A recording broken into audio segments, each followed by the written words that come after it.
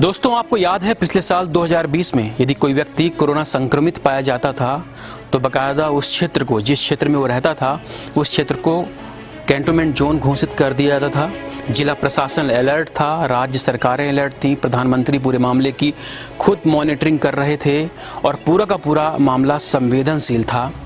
यदि कोई व्यक्ति कोरोना संक्रमित पाया जाता था तो उसको ले जाकर आइसोलेट किया जाता था। 14 to 15 डेज उस पर निगरानी रखी जाती थी, उसको दवाई दिया जा रहा था, बाकायदा पैरासीटामॉल और जो भी दवाइयाँ होती थी उसको दी जाती थी। और जब व्यक्ति रिकवर हो जाता था तब उसे छोड़ा जाता था, तब उसे घर भेजा जाता था। कुछ मामलों में क्रिटिकल कंडीशंस होते थे, कुछ मामलों में लोगों की डेथ भी हुई पिछले साल, लेकिन इस साल की कहानी बिल्कुल अलग है। कोविड-19 बहुत तेज़ी से फैल रहा है। साथ ही साथ जो केंद्र सरकार है वो पूरी तरीके से लापरवाह हो गई है। केंद्र सरकार पूरा का पूरा जो मामला है कोविड का उसने राज्य सरकार को सौंप दिया है। जो केंद्र सरकार है वो भारत की अर्थव्यवस्था को मजबूत बनाने में लगी हुई है। साथ ही साथ ये कहना गलत नहीं होगा कि प्रधानमंत्री और उनका जो कैबिनेट है पूरी तरीके से बंगाल चुनाव में फोकस है। राज्य सरकार भी रिकवरी में लगी हुई है। पिछले साल जो नुकसान हुआ लॉकडाउन के बाद उसकी रिकवरी में पेट्रोल आपको 102 रुपीज़ 102 रुपये लीटर मिल रहा है। इस प्रकार से अलग अलग सेक्टर्स में जहां जितनी वसूली हो सकती है राज्य सरकार अपना खजाना भरने में लगी हुई है। कुल मिलाकर ये कहना गलत नहीं होगा कि राज्य सरकारें किसी भी राज्य की हों पूरी तरीके से लापरवाह हैं। इस साल यदि किसी व्यक्ति को कोरोना संक्रमण के लक्षण पाए जाते हैं या कोई व्यक्ति कोरोना संक्रमित हो जाता है तो उसको बाकायदा घर में ही आइसोलेट किया जाता है। उसको बाकायदा हॉस्पिटल से 2 व्यक्ति आते हैं, दवाई देते हैं, पैरासीटामॉल और टैबलेट्स देते हैं और कहते हैं आप घर में ही रहिए, 14-15 डेज बाद जब रिकवरी हो जाएगी तब आप बाहर घूम सकते हैं। यदि क्रिटिकल कंडीशंस होगी तब आपको हम हॉस्पिटल में भर्ती कर लेंगे। लेकिन ज़रा विचार कीजिए दोस्तों, यदि किसी व्यक्ति में कोरोना संक्रमण पाया जाता है और वो घर में रहता है या कोरोना संक्रमित व्यक्ति, कोरोना पॉजिटिव व्यक्ति घर में रहता है तो किस प्रकार घर में रहता है। सुबह जब कोई सब्जी वाला सब्जी लेकर ठेले वाला उस मोहल्ले से गुजरता है जहां कोरोना संक्रमित व्यक्ति रहता है, कोविड संक्रमित व्यक्ति बाकायदा घर से बाहर निकलता है, सब्जी वाले सब्जी खरीदता है, सब्जी लेता है, सब्जी छूता है, उस व्यक्ति को छूता है, वो मार्केट भी जाता है, वो राशन की दुकान से राशन भी लेकर आता है। इस प्रकार से वो लगातार कई व्यक्तियों के संपर्क में आता है और वो सब्जी वाला, राशन वाला, दूध वाला और इस तरह के लोग ना जाने कितने लोगों तक संक्रमण पहुंचा रहे हैं। इसकी जिम्मेदारी किसकी है?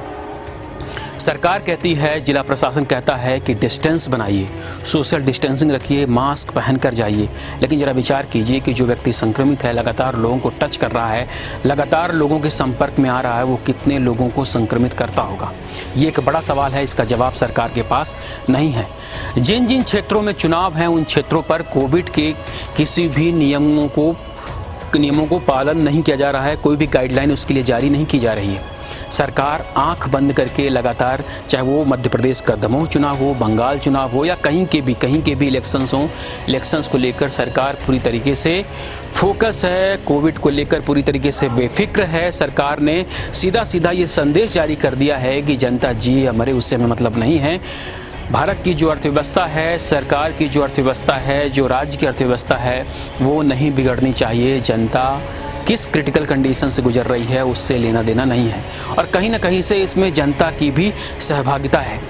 फेसबुक और अदर सोशल मीडियाज़ में हम ये फेसबुक में बाकायदा पोस्ट करते हैं कि कोविड से डरने की ज़रूरत नहीं है। कोविड से डरने की ज़रूरत है। पिछले साल जब कोविड से डरे तो संक्रमण कम हुआ या संक्रमण लिमिटेड हुआ और बहुत सारे लोग बच गए। लेकिन इस बार हम कोविड से नहीं डर रहे हैं, बेफिक्र हैं, लापरवाह हैं, जिस वजह से संक्रमण तेज़ी से फैल रहा है। और एक सबसे बड़ी बात, हम सरकारी आंकड़ों पर बिलीव करते हैं जो पूरी तरीके से फेक और गलत हैं। दोस्तों, बहुत सारे ऐसे लोग हैं जो कोरोना से संक्रमित हैं लेकिन वो हॉस्पिटल नहीं जाते, कोविड पॉजिटिव हैं लेकिन कोविड के पूरे लक्षण पाए जा रहे हैं उनके अंदर, लेकिन वो डर के मारे हॉस्पिटल नहीं जाते, वो खुद ही अपना इलाज करते हैं। जब क्रिटिकल कंडीशंस आती है तब हॉस्पिटल जाते हैं। यदि क्रिटिकल कंडीशन नहीं आई तो वो घर में ही कोरोनिल टैबलेट्स हो या अन्य पैरासीटामॉल टैबलेट्स हो ये लेकर और काढ़ा वगैरह पीकर ये सब वो रिकवर हो जा रहे हैं।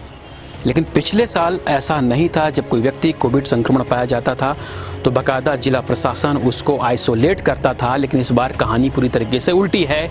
जो कोविड पॉजिटिव व्यक्ति है वो घर में रह रहा है और वो न जाने कितने लोगों को संक्रमित कर रहा है।